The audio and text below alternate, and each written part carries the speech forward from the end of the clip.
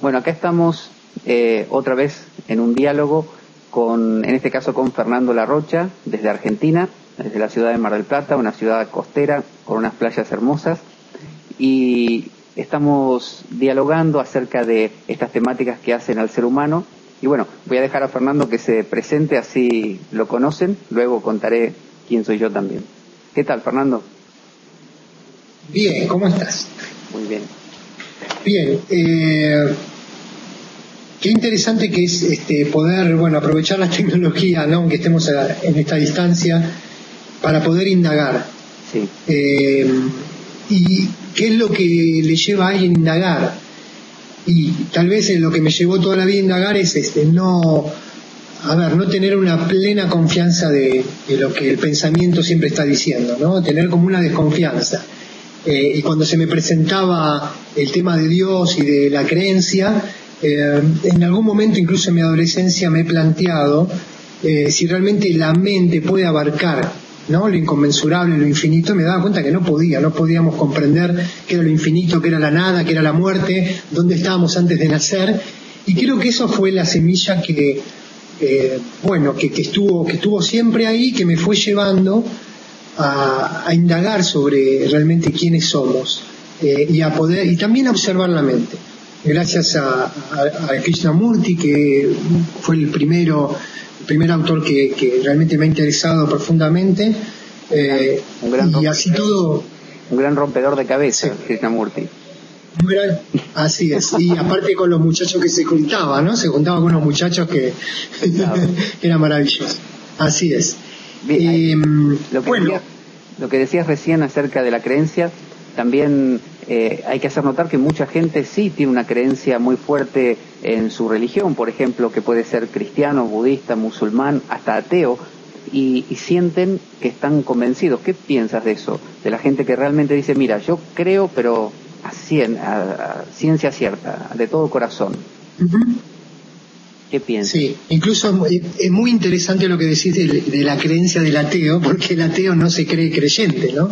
Claro. Y realmente también me lo planteaba desde adolescente, que tampoco me consideraba ateo, porque decía, bueno, el ateo está manifestando, está asegurando la no existencia de algo superior. Claro. Y eso termina siendo una creencia, porque no se puede asegurar nada, ese es el tema, ¿no?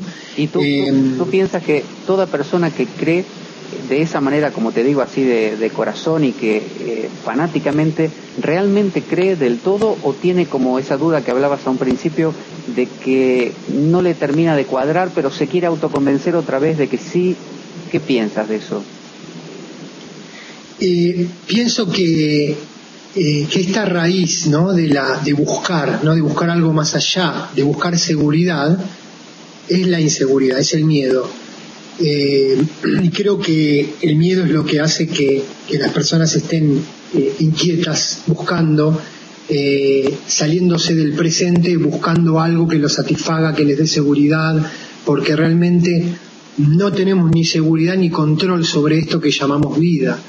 Y eso veo que lleva a todos estos cuestionamientos y identificaciones, ¿no? Que uno puede cuestionarse cosas, pero en cuanto ve que algo más o menos le cierra y le da cierta seguridad, el tema de identificarse con algo, da mucha seguridad, aunque es una seguridad momentánea, da mucha seguridad, y más cuando uno se identifica con algo tan masivo. Le damos un carácter de verdad a lo que tiene mucho consenso. Entonces, si tantas personas creen en algo, creer en eso realmente me va a dar seguridad. Pero este inicio de la creencia, el hecho de que una persona empiece a creer en cristianismo, budismo, ateísmo, lo que fuera, ¿cuál es su origen? ¿De qué parte? ¿Parte de quizás de alguna información que el resto de la sociedad le da de que su estado actual está mal, que tal como están las cosas están de una manera que no corresponden, como desacomodadas, como una especie de caída del paraíso, y que debería equilibrarlas? Y ahí es donde el mercado le propone distintas opciones. ¿Así será el inicio de una creencia? Sí, está claro que somos, ya desde nuestra infancia, empezamos a sospechar, ¿no? Empezamos, digamos, a vivir dentro de sistemas ansiosos, de sistemas donde no se nota un apuro por llegar a algún lado, un apuro por el resultado, una búsqueda de algo distinto, una búsqueda de placer y un escape del dolor. Y si hay algo que diferencia al ser adulto de los chicos es que el adulto está mucho más, procurando más escapar del dolor que el chico. El chico al revés, busca el placer, no busca el placer inmediato, y empieza a ver cómo el adulto tiene unas reacciones terribles ante todo lo que pueda llegar a causarle sufrimiento. Sí. Y todo eso se empieza a sentir, digamos que obviamente el sistema va haciendo eso, ¿no? Va haciendo que parece normal esta búsqueda de aferrarse a cosas porque estamos en el aire, no sé, que no llegamos a comprender, ¿no?, qué es lo que pasa, pero vemos que no está todo bien, que esto no es un paraíso como vos dijiste. Pero el mismo hecho de buscar, la búsqueda, esa tendencia que vos mismo decías que al principio de la vida el niño es curioso, le gusta descubrir, viste, que levanta cualquier piedra para ver qué hay debajo, y después el adulto sigue con esta manía o tendencia de buscar. La búsqueda es algo innato del ser humano, es algo que es espontáneo, ya que el niño también lo tiene cuando toca y explora el mundo, o es algo aprendido, inculcado por la sociedad, o es algo que la sociedad manipula en un sentido no deliberadamente, sino por su propia inercia, y lo inclina a, por ejemplo, a ideales religiosos. Pero ¿es natural la búsqueda? ¿Es natural buscar, la curiosidad? A ver, veo que sí, que probablemente sea algo natural. El problema viene también desde qué emocionalidad uno busca, ¿sí? La curiosidad me parece absolutamente natural, ahora estoy viendo, ¿no? Gracias a la curiosidad, operativamente, ¿no?, se van aprendiendo un montón de cosas, el cuerpo va aprendiendo un montón de cosas, pero hay una emocionalidad, digamos, que es la raíz, que es como una emoción de algo insatisfecho, de considerar que el estado actual no es lo que debería ser y que lo que debería ser está en un futuro. Y de ahí, desde esa emoción sale una búsqueda. Entonces es un tipo distinto de búsqueda, no es una búsqueda operativa, sino ya es una búsqueda de satisfacción real y de seguridad. Por ahí lo veo yo. O sea que el niño tiene una curiosidad más instantánea, más del momento, tocar el objeto para sentir cómo es ahora, en el ahora. Mientras que el adulto, tú dices, como que lo pospone esa felicidad en algo que imagina que va a venir gracias a ese poder de abstracción que tiene el adulto y que el niño todavía no. Entonces el adulto se imagina un ideal, se lo pone delante como la zanahoria delante del burro, y ese ideal puede ser Cristo, el paraíso, el Buda, la paz mental, la felicidad o la tan nombrada iluminación. ¿La iluminación podría ser otra de estas zanahorias? Así es. Incluso cuando el chico está curioseando, realmente es como que la curiosidad se adueña de eso, y la curiosidad es la que acciona. En cambio, esto de la idea mental y de poner la zanahoria ahí, está muy claro que parte de la emocionalidad, y que esa emocionalidad parte de sentirse separado de eso, cosa que no ocurre en un chico que en el momento que la curiosidad está moviendo, está accionando, ¿sí?, no hay separación absoluta. El chico no está sintiendo que él está siendo curioso y que quiere investigar, sino que realmente eso es lo que se mueve. Eso es una gran diferencia. Sé que es muy profundo abordar el tema de la separatividad, ¿no?, de la sensación de estar separado de todo. Eso lleva mucho tiempo comprenderlo. Se sabe que hacia eso de los 2 años y medio o 3, todo ser humano desarrolla una sensación de existir. Eso es biológico. Pero una sensación de que, por ejemplo, se mira en un espejo, un niño que tiene menos de 3 años, y muchas veces no se reconoce, cree que hay otro niño ahí. Pero se hace una prueba donde se le pone aquí en la frente una marca, por ejemplo, de pintura, o se le pega un pedacito de papel, y cuando ya cumple 3 años él se mira y él mismo se detecta que es él y se lo quita. O sea que se empieza a identificar como un algo separado de otros algos, pero todavía no como un alguien. Y la sociedad, con su lenguaje, se encarga de otorgarle la sensación de ser un alguien. Y donde surge el alguien, ahí se le convierte, como tú dices, en el problema de estar realmente separado, ahora semánticamente separado. Y su búsqueda quizás se convierte en una búsqueda también semántica. Así es, sí, sí, sí. Entonces, cuando se inicia esta búsqueda en distintas direcciones, ¿qué es lo que ese ser humano puede hacer? ¿Puede realmente tener el poder de modificar lo que le está sucediendo? Ese centro nuevo que se creó, que es completamente semántico, que está basado en palabras, que es un yo que simplemente es verbal, que quizás no tiene el poder de cambiar sentimientos como quisiera dejar de sentir algo y lo sigue sintiendo, o quisiera ser como el vecino y no puede. Ese, realmente siguiendo una religión, un ideal, ¿puede llegar a cambiarse a sí mismo? ¿O es un camino que, como el hámster que gira en su ruedita, lo que le llaman el samsara, y no conduce a nada? Lo que se ve claramente es que hay una identificación, digamos, que dentro de la polaridad, ¿no?, de los conceptos de ser bueno, malo, lindo, feo, la sociedad y, digamos, obviamente el ámbito familiar, más cuando se tiene algún hermano, cómo uno se va ubicando en un rol y cómo uno se va identificando con ese rol. Entonces se ve claramente en los chicos, yo que tengo 2 chicos chiquititos, se los ve muy claramente como no importa de qué manera van a llamar la atención, si por hacer algo bien o hacer algo supuestamente mal, lo que necesitan es llamar la atención. Y por ejemplo, cuando el hermano mayor ya está ubicado dentro de un rol, digamos que se identifica con ciertas características, el menor va a buscar completamente lo opuesto como manera de poder llamar la atención de los padres. Para diferenciar. Esto es muy importante porque en el momento que uno se identifica, esa es su manera de presentarse ante los demás, a la sociedad. Por lo tanto, toda búsqueda de ser de determinada manera, de ser como otro, va a chocar un poquitito con esa identificación. Digamos que como uno se identifica, es su seguridad, su manera de estar seguro, sabe que de esa manera llama la atención. Ahora, buscar ser de otra manera, querer transformarse, trae una profunda inseguridad, porque ya se va a meter en un nuevo yo, y desde ese nuevo yo no sabe si va a poder realmente llamar la atención de los demás.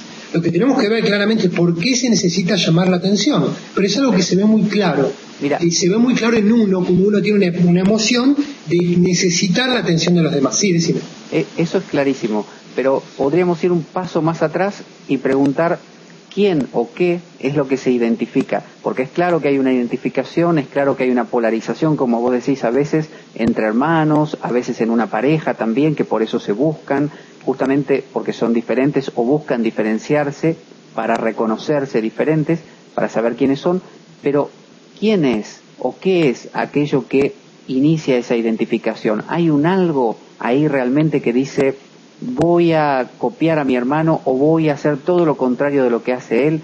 ¿Hay un centro como si fuera un imán que se le van pegando las limaduras de hierro? ¿Hay un algo o es solamente el pensamiento entero moviéndose, como cuando se mueve el agua, hace un remolino en un río, por ejemplo, que uno dice, mira, hay un remolino, pero en realidad es agua, no hay una cosa llamada un ente remolino. ¿Hay un ente en nosotros que se identifica? Gran pregunta. O solo es un proceso, Sí. o solo es el movimiento que da la sensación de que hay un alguien y esa sensación parece ser un individuo ahí identificándose con. Como por ejemplo, si tú ves, no sé, un perro que se pelea con otro y viene un segundo perro y digamos que lo salva a uno de ellos, lo ayuda, se mete en la pelea y lo defiende. Y tú dices, mira, lo vi, el perro que vino defendió al otro porque es su amigo. En realidad, los dos perros, quizás los que se defendieron supuestamente, ni se enteraron de este asunto. Uno sacó la conclusión de que eran amigos y que se defendieron. Quizás el tercer perro entró porque quería ver qué pasaba. Y uno hace una interpretación. El hecho de que haya un ente, un yo, identificándose con, ¿no será también una explicación que le damos a un proceso que estamos viendo y que aprendimos a darle ese rótulo?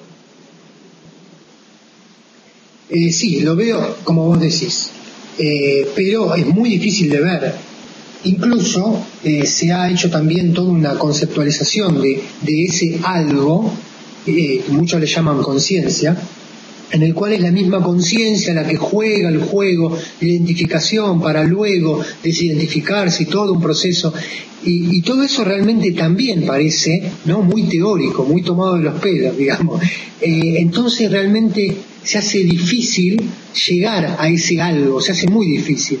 Veo como vos que en realidad no hay ese algo y que es realmente todo ese proceso de identificación lo que juega, el único protagonista que está jugando todo esto. Porque cuando vos lo ves como que hay un ente que se metió en un problema, que es el problema de identificarse, surge la idea de que si yo me metí en esto tengo que poder salir. Es decir, si entré en el problema, si me armé, como la idea del alfarero que arma el jarrón, si él lo armó, él sabe cómo desarmarlo, porque él lo compuso.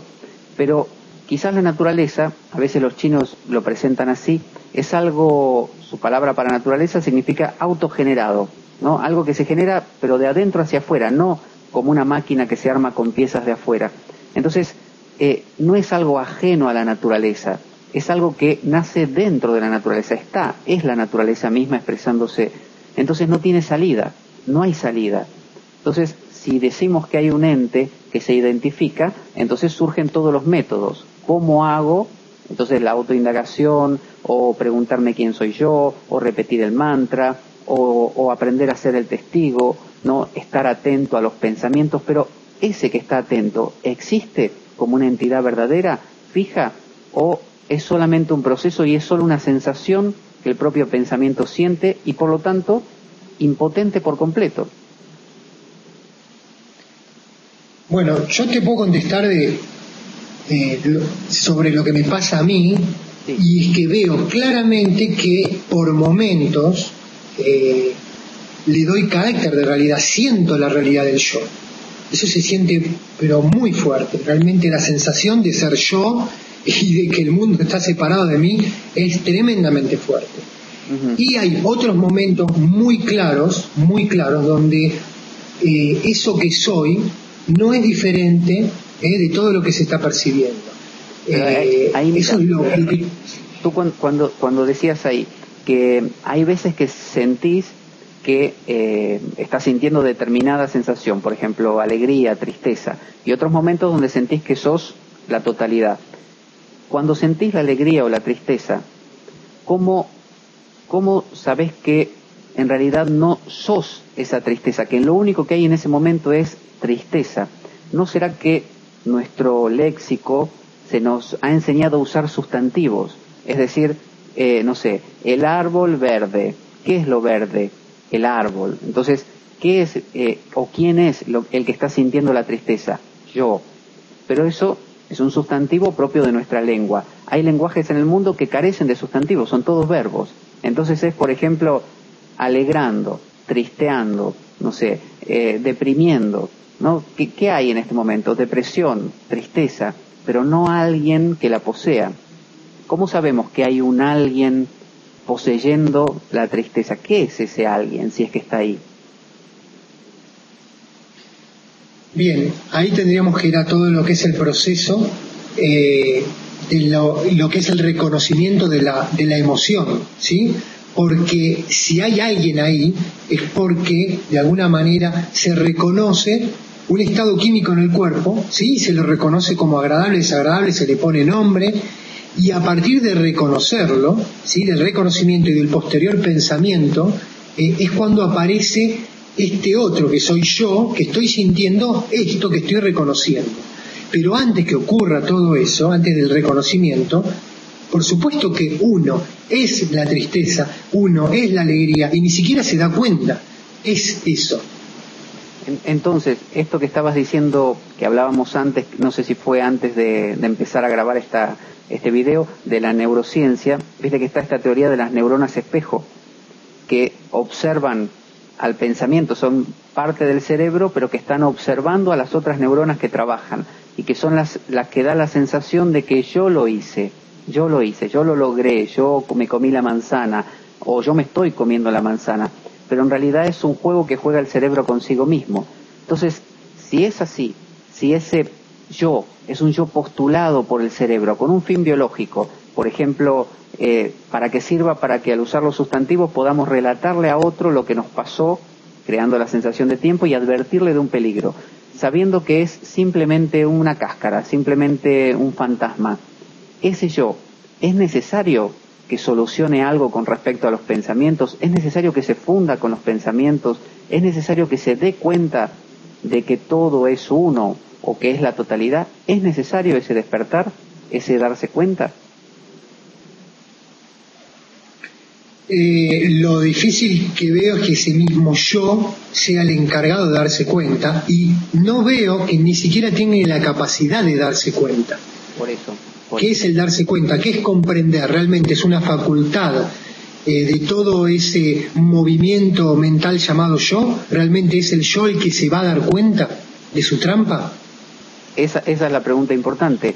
Si es el yo, sabiendo que simplemente es un observador, algo creado por el propio cerebro para dar cuenta, para decir yo caminé el otro día por aquella calle y la pasé muy bien, si quieres ve tú también y hazlo. Entonces, para comunicar, si es un yo creado solo por el cerebro con ese fin, que es parte del cerebro, pero que es simplemente como una manera de hablar, entonces ese no tiene poder de cambiar nada.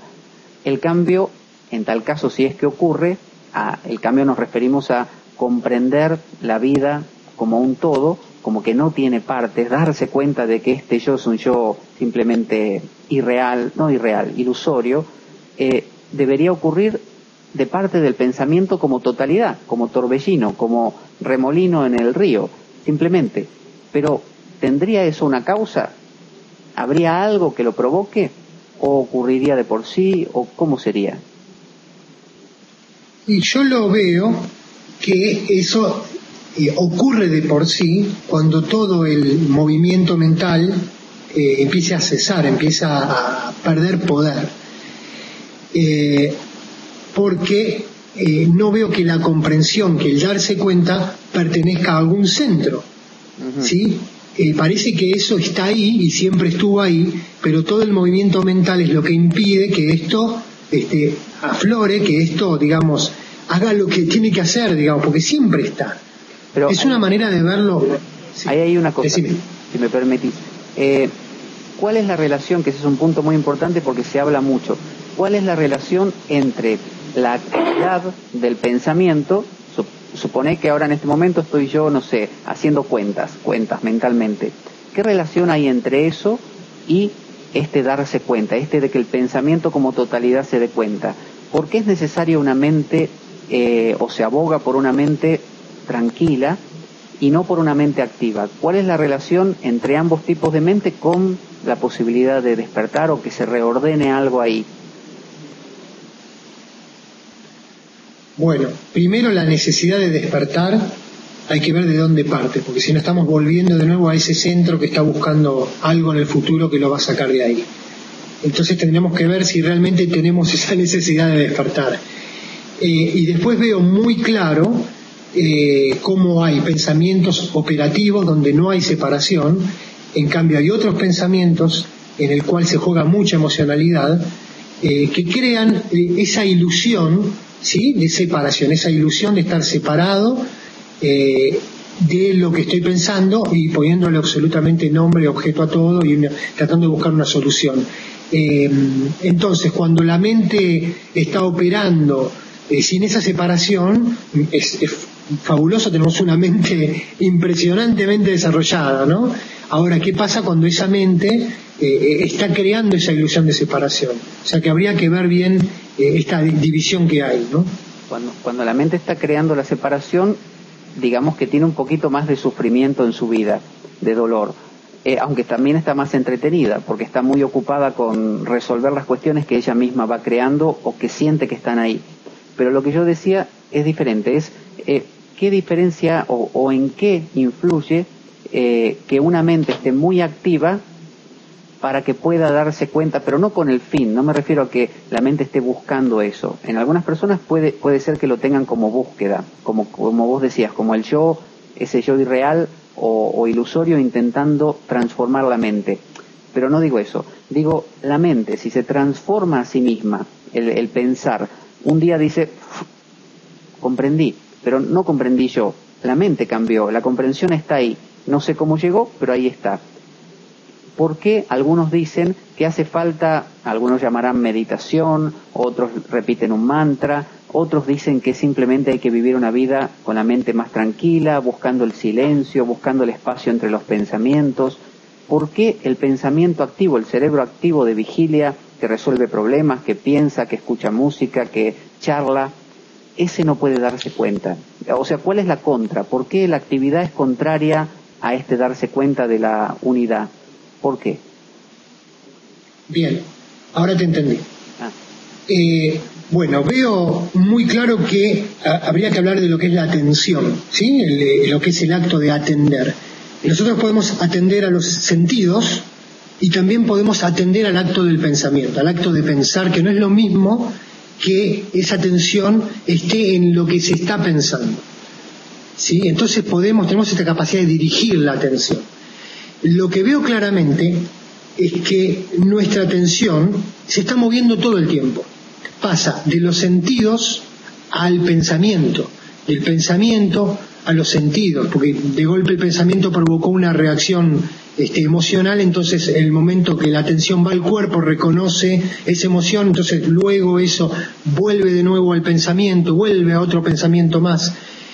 Y veo claramente que cuando la atención se mueve constantemente, obliga al cerebro, que tiene una función específica que es de reconocer vendría a ser buscar dentro de su biblioteca, ¿sí?, a ver qué es lo que está enfocando la atención para eso que tiene en su biblioteca, digamos, ponerlo y decir, esto es una mesa, una silla, un jarrón, o mi suegra, o mi cuñado, o el que sea. De alguna manera, lo que se percibe por los sentidos, la atención enfoca, y el cerebro, porque es su función, ¿sí?, lo que hace es superponer, agarra de lo que tiene dentro de su contenido y lo superpone, y dice y muestra lo que es. Por eso hay tanta confusión a veces cuando creemos ver algo que realmente, cuando empezamos a observar bien, no es lo que queríamos ver. ¿A qué viene todo esto? A que cuando la atención se está moviendo, cada vez que se mueve y va a los sentidos, aparece todo el contenido de la memoria. Entonces digamos que la memoria está constantemente en actividad. Cuando la memoria está constantemente en actividad, no estamos, digamos, atentos a lo que está aconteciendo, sino que estamos casi todo el tiempo atentos a todo lo que tenemos en el contenido de la memoria. Entonces, una mente donde la atención se puede situar, por ejemplo, en los sentidos y quedarse quieta por más tiempo, ¿sí?, eso provoca que, por más que se reconozca algo en el momento que uno está en los sentidos, ese reconocimiento se diluye en cuanto esa atención se quedó quieta, porque ya al ser reconocido, ya eso no se vuelve a reconocer. Entonces ahí aparece lo que Sella llamaba muy bien la atención indiferenciada, que es que ya esta atención no se concentra en algo específico, sino que se expande, ¿sí? Entonces empieza a percibirse desde los sentidos una totalidad simultánea, y no aparece entonces la memoria reconociendo una cosa, la otra, la otra y la otra. Eso da realmente un estado de paz que realmente que uno quisiera deseárselo a toda la humanidad, ¿no? Porque desde ese estado de paz hay un tipo de percepción muy distinta de lo que es lo que le llamamos la vida. O sea, que vos decís esto, a ver si entiendo, que cuando uno percibe un objeto, o cuando la mente o el pensamiento percibe un objeto, a través de los ojos, los oídos, lo cataloga a través de la memoria, a través del recuerdo, y dice, por convención, esto es una mesa. Pero vos decís que en la persona común, digamos, la que todavía no ha hecho esta transformación, sucede que se vuelve a activar como una especie de eco sin fin, una especie de feedback, de retroalimentación, donde la memoria vuelve a contar algo más y ese algo más contribuye a lo que está observando y lo contamina en algún sentido, que dice, pero este vaso no es igual que el vaso que vi la semana pasada, este es más feo o este es mejor, me gustaría que el siguiente sea de tal manera, y es como una especie de círculo vicioso que no acaba. De eso se trata de lo que decís, que la mente se llena como de una cacofonía, lo que le llaman el diálogo interno. Sí, pero antes de que aparezca el diálogo, también hay otro fenómeno, que es el del reconocimiento. No tomo el reconocimiento como el pensamiento, la verbalización, poniéndole nombre, ¿sí?, a algo, sino como el acto, ¿sí?, de lo que la atención enfoca, ¿sí? El reconocimiento sirve para, de alguna manera, saber qué es lo que se está viendo, porque realmente lo tengo en el pasado, en el pasado me refiero, lo tengo en la memoria. Como lo tengo en la memoria, rápidamente sé qué es. Entonces, salgo a la calle y observo un auto, ¡pac!, aparece reconocimiento. Observo una persona, ¡tac!, y aparece reconocimiento. Observo un árbol, ¡tac!, aparece reconocimiento. Digamos que cada vez que yo muevo la atención, vamos ahora a la vista, ¿no?, que yo estoy moviendo la atención, ¿no?, la vista de un lado a otro, interviene la memoria reconociendo lo que se está viendo. Porque sabemos, porque nos enseñaron y porque nuestra experiencia es ver enfocando. Siempre estamos enfocando lo que vemos. Y realmente no hay una educación que nos enseñe a poder atender a un sentido sin enfocar algo en particular. Pero sin embargo, cuando nosotros enfocamos cosas, estamos mirándolas y son nítidas. Pero tenemos lo que le llaman el universo borroso. Tenemos alrededor nuestro toda una cosa borrosa que es la que está fuera de foco, y tenemos detrás nuestro también lo que llamaríamos el universo desconocido. Es decir, que si a una persona la hipnotizan y le preguntan qué había en todo el cuarto, por más que se la pasó mirando un solo objeto, va a poder describirlo, porque su atención no es concentración, es una atención que está atenta al ritmo cardíaco, está atenta a lo que hay alrededor, está atenta a todo. Entonces es una función del cerebro esta atención. Pero digo, ese funcionamiento que decías, de identificar las cosas, aún sin el lenguaje, como simplemente detectarlas, ¿para quién es doloroso? ¿Para quién es causante de algún tipo de sufrimiento, como para que digamos que eso no es sano, normal, armonioso? ¿Para quién? Cada vez que se reconoce algo, que hay un reconocimiento, para decir mejor, hay sinapsis neuronal, y en esa sinapsis hay liberación de químicos. Entonces rara vez estamos reconociendo algo y que no haya ninguna reacción química. Esa reacción química se transforma luego, digamos, en el reconocimiento en lo que sucede en el cuerpo, de este movimiento que hay en el cuerpo energético. Eso muchas veces se reconoce como algo agradable o desagradable. Por ejemplo, veo a una persona, ¿sí?, la reconozco como una persona que me hizo daño en el pasado, y eso me provoca, ¿sí?, una reacción química que luego es reconocida nuevamente, ¿sí?, como algo desagradable. Pero mira, hay eso, sí. Si podemos detenernos ahí un instante, cuando reconoces que esa persona es la que te hizo daño, ¿el reconocimiento es lo que causa dolor o mi interpretación de que ese reconocimiento no es agradable o no es lo que debería ser? Por ejemplo, para ser más claro, mismo ejemplo, tal persona me hizo daño la semana pasada, estoy caminando por la calle y me la encuentro. Se produce el reconocimiento no verbal que contabas y enseguida, quizás después, el verbal, es fulano de tal. Eso lo siento como un proceso doloroso, ¿no?, que me causa sufrimiento porque me recuerda a lo que sufrí antes. Pero si yo le quito el sustantivo, ¿no?, le quito el me y me quedo con dolor, sufrimiento, recuerdo como tendría un perro o un gato, ¿hay sufrimiento realmente? ¿Me molesta el sufrimiento? Es decir, ¿necesito eliminar el sufrimiento para, paradójicamente, no sufrir? ¿O puedo estar pasando depresión, tristeza, alegría y que esté perfectamente así como está? ¿Necesita ser causa eso de un dolor para un mí que lo está observando? ¿O es solo cuando me separo y me convierto en el ficticio observador que observa lo que le está pasando con esta persona, que opina y dice, qué terrible, es la persona que me lastimó la otra vez y ahora me va a lastimar de nuevo? Si quito el me, ¿qué pasaría? Vamos de nuevo a la atención. Si al ver a esta persona hay un reconocimiento, que es algo automático y mecánico, a veces es inevitable, ¿no?, que eso suceda, significa que esa liberación de químicos va a existir sí o sí. Sí. Ahora, esa liberación de químicos va a traer una modificación en el cuerpo que seguramente va a llamar la atención. ¿Qué significa eso? Que la atención va a estar captando con el tacto, digamos, esa movilidad, eso que pasa en el cuerpo ahora.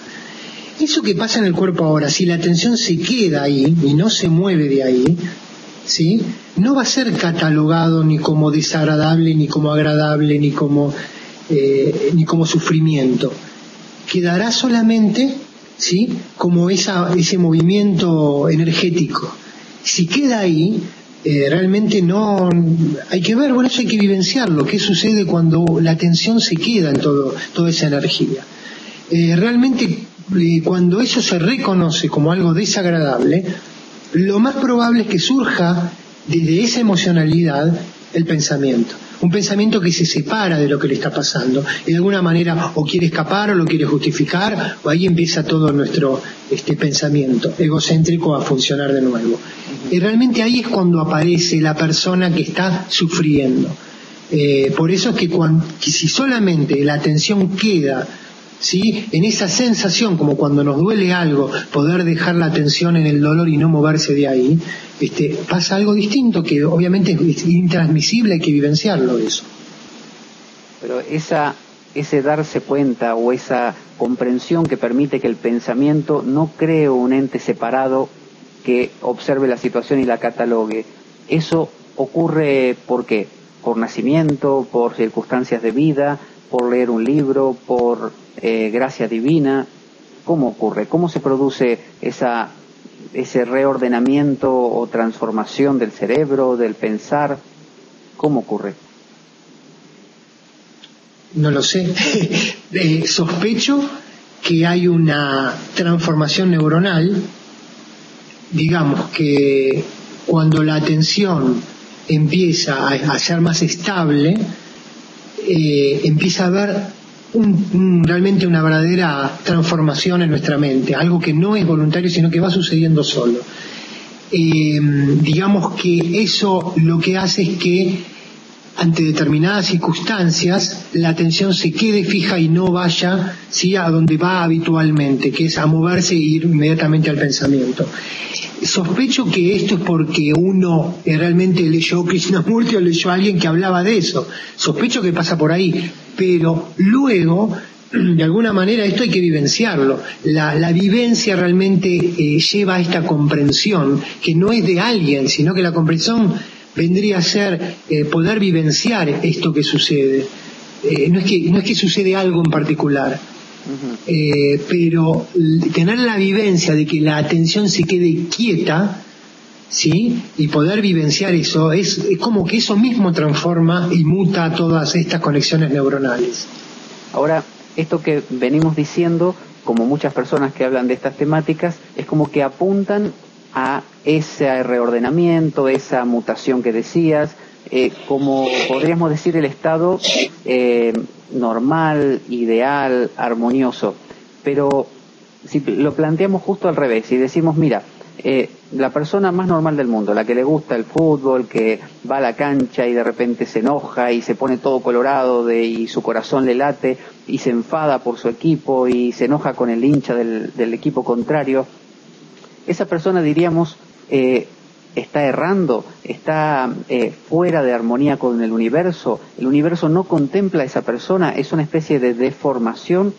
¿Y cómo puede haber una cosa antinatural, ¿no? Aún eso, si lo llamamos una falta de mutación, falta de reordenamiento, falta de transformación, falta de comprensión, ¿cómo puede ser que eso pase a ser anormal o antinatural dentro de un sistema que es cerrado, es una cosa omnímoda, es una cosa que lo contempla todo. Así como podríamos decir que un plástico es natural porque fue creado por la mente humana, que a su vez es producto de un cerebro que a su vez es naturaleza.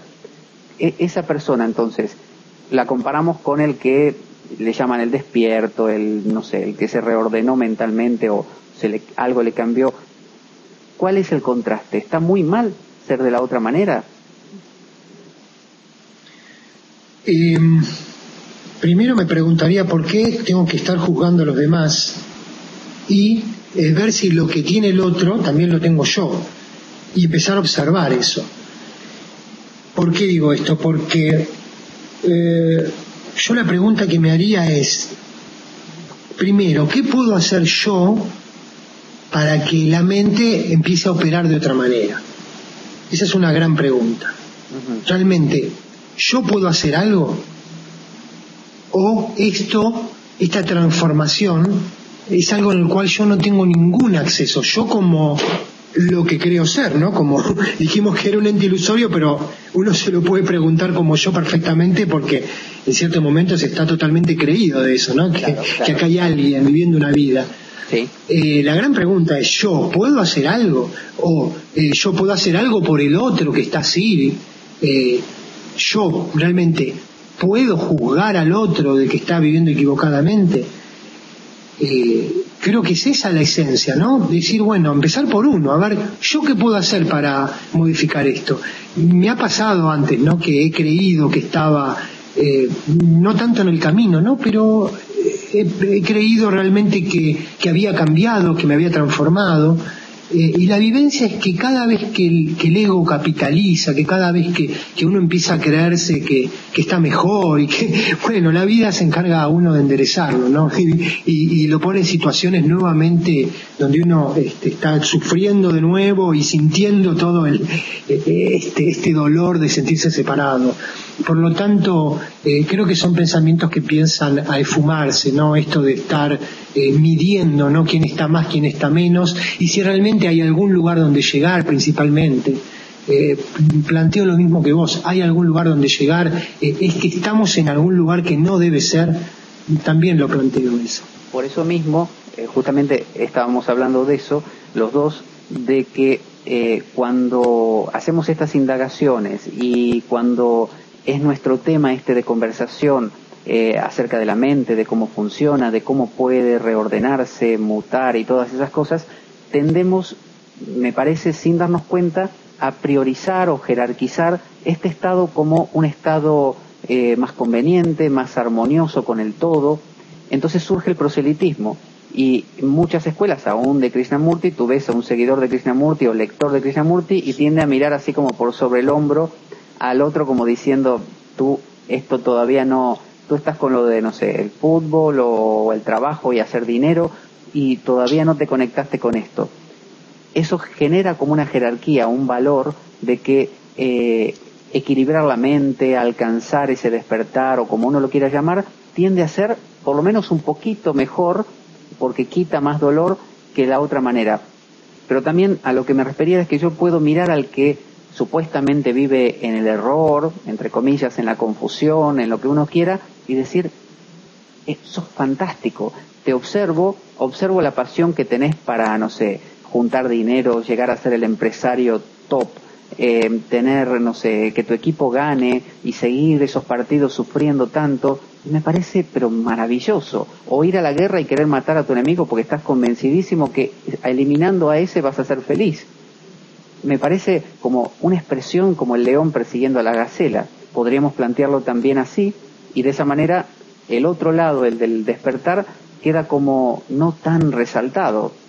¿Puede ser de esta manera? Y mira, nosotros cuando nos reunimos a indagar, hemos llegado ya a un punto en que nos damos cuenta que lo único que se le puede dar al otro es una indicación, no el asegurar que está viviendo de una manera equivocada. La indicación que uno hace, que se la hace a uno, es que lo único que podemos hacer es atender, es lo único, atender y ver qué pasa, no otra cosa. Por lo tanto, bueno, yo también pasé por ese proceso de mirar un poquitito por arriba. Pero bueno, uno empieza... A todos nos ha pasado. Sí, sí. Pero digamos que esa emocionalidad se empieza a desvanecer y ni siquiera uno está midiendo a los demás, ¿no? Ya no existe ese medidor. Pareciera como que lo que es simplemente. Sí, bueno, obviamente que en las reuniones trato de dar indicaciones, no de asegurar, decir esto está bien, está mal, pero sí dar indicaciones que tienen que ver con, bueno, vamos a hacer esto, vamos a atender, a ver qué pasa, a prestar atención, a llevar la atención a los sentidos, a llevar la atención a oír y ver qué sucede. Me parece que todo está ahí, que hasta ahí podemos hacer algo, ya más que eso no porque tampoco nos podemos considerar, como decías vos, ¿no? Que estamos más allá de algo. Aparte creo que son las circunstancias. Yo veo muy claramente que estoy dentro de una rutina y rodeado de mi familia y de seres y de amigos, y que todo eso favorece a que haya una cierta seguridad. Pero creo que me agarrás y me metés dentro de un ámbito hostil para lo que son mis identificaciones, y creo que mi mente funcionaría tan mal o peor que la de cualquiera. Eso lo veo muy claramente.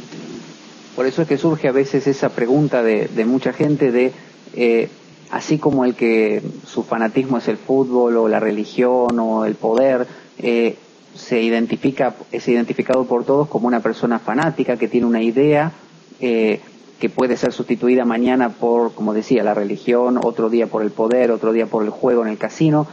El que está en estas cosas de indagar, meditar, repetir un mantra, descubrir, equilibrar la mente, alcanzar esa comprensión, desilvanar ese gran nudo gordiano del yo, no estará en otra, como dicen a veces esos túneles de realidad, no será un túnel más que no tiene más ni menos valor que otro, y no será un poco quizás por esto que muchos sabios, como ese Buda gordo chino que siempre está sonriendo, se ríen en el sentido de decir, mira, no era tan serio, no era una cosa importante. Todo esto que aún te lo tomabas en serio, que el cerebro descubrir y esto, era también una tontería.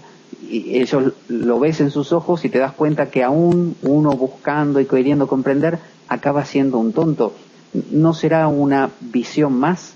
Que esa es una percepción que mucha gente pregunta. Una más de tantas. Seguramente cuando uno se está viendo, cuando uno se está identificando con eso, seguro. Pero veo algo claro, ¿no? Que cuando nos reunimos a indagar, sucede que de repente la mente se clava, digamos, que no surge ningún pensamiento y a veces dura un tiempo largo donde no hay un solo pensamiento. Y eso sí me parece realmente algo positivo, no que sea positivo para uno como persona, sino realmente que hay una calidad de percepción y de atención muy distinta. Y no solo esto lo provoca lo que puede ser la indagación, como también ir a una clase de yoga y ver cómo termina la mente cuando uno está al final relajándose. También sucede cuando uno puede hacer expresión corporal o cuando está haciendo alguna actividad artística. Digamos que veo que hay actividades que favorecen a que se disuelva, ¿no?, ese centro, a que la atención se quede quietita. Por lo tanto, pareciera que podría dar la indicación que es muy favorable, ¿no?, todo ese tipo de actividad. Ese tipo de actividad que no nacen de la emocionalidad de la voy a hacer porque estoy buscando algo, sino que realmente eso es un disfrute hacerlo, es un disfrute y realmente uno realmente siente esa dicha cuando la está haciendo, ¿no? Hay actividades, por ejemplo, el orgasmo, por ejemplo, el peligro del apostador que está por apostar una gran suma en el casino, o el que anda en un coche a muchísima velocidad, tanta velocidad que casi no lo puede controlar, donde la mente también se detiene. Y la mayoría de lo que identificamos como placer en la vida son aquellos momentos donde el yo separado que monitorea, que observa y que juzga, que tanto nos agota, desaparece por un rato. Entonces suele haber después un acostumbramiento. Si anduve a 200 por hora en el coche y eso hizo que, por ser tan impactante, no hubiera yo, mañana quiero volver a repetirlo, pero como ya me empecé a acostumbrar y se me hizo habitual, necesito 210 y 220, y así estoy. Digo, ¿no hay, además del yoga y la meditación, no hay acaso otras situaciones de vida que el ser humano en otros ámbitos ajenos al yoga igualmente disfruta y anhela, que es la misma razón por la que la persona va a la clase de yoga o se sienta a meditar, a hacer zazen o lo que fuera diariamente? Bueno, acá veo algo que hay que diferenciar claramente, ¿no? ¿Por qué la persona que está a alta velocidad no está pensando, de golpe se le paraliza el pensamiento, la verbalización? Y porque realmente hay un contenido químico en el cuerpo muy fuerte, ¿sí? Lo que es la adrenalina. Entonces, podríamos decir que toda actividad que no, realmente que no se inyecte el cuerpo de esos químicos, sino que la actividad química sea muy débil, es realmente no placentera del placer de lo que produce toda esta química, sino realmente podríamos llamarle dicha, ¿sí? Que realmente es sentirse muy vacío, sentirse vacío y lleno al mismo tiempo. Es muy difícil de transmitir, pero es muy distinto a cuando la mente se paraliza porque hay una actividad química impresionante. Bueno, hemos dado algunas vueltas al pensar y hemos indagado, creo que 1:10. Bastante. Fernando, ¿qué opinas? Bueno, a veces estamos indagando, estamos 3 y 4 horas increíblemente y no nos damos cuenta de cómo pasa el tiempo. Es fascinante. Y veo que la atención está muy, atención atente, va a decir, ¿no? Que hay mucha atención en estas indagaciones. Realmente uno disfruta mucho de esto. Para los que no lo saben, Fernando participa, tiene un grupo propio en Facebook y participa de otro también. No sé si quieres contarnos, Fernando, para que puedan visitar los grupos, aunque ahora no pueden ver que lo vamos a aclarar también, su imagen por una cuestión de la cámara web, por eso ven esa silueta y desgraciadamente me están mirando a mí nada más, pero bueno, en una próxima ocasión Fernando seguramente pondrá su cámara y aparecerá también en la imagen. ¿Quieres contar de los grupos de Facebook para que la gente pueda participar y sumarse? Bien, sí, el grupo de Facebook se llama Advaita Argentina, ¿sí? Y ahí hacemos indagaciones en la web, digamos, que es muy interesante para que lo visiten y puedan ver cómo funciona. ¿Quieres contar qué significa Advaita para la gente que no conoce del tema? Igual creo que tú eres el experto en eso, pero Advaita significa no dualidad.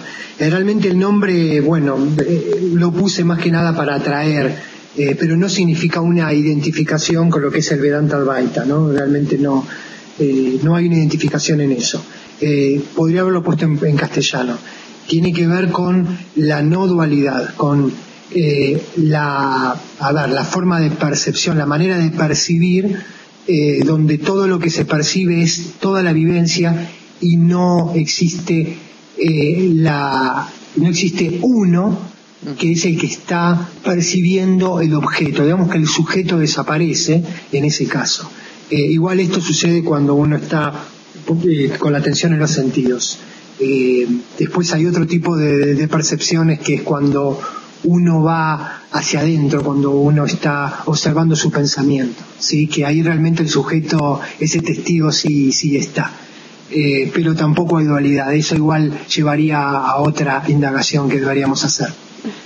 O sea que muchas de estas cosas que hemos estado hablando son las que se hablan en el grupo también de Fernando, y van a ver que, a diferencia de algunos grupos donde simplemente se trenzan verbalmente a discutir por el solo hecho de discutir, la indagación a la que hace alusión Fernando tiene que ver con esa realmente interés y pasión por descubrir genuino, con respeto del otro, y ahí se dan conversaciones entonces muy interesantes.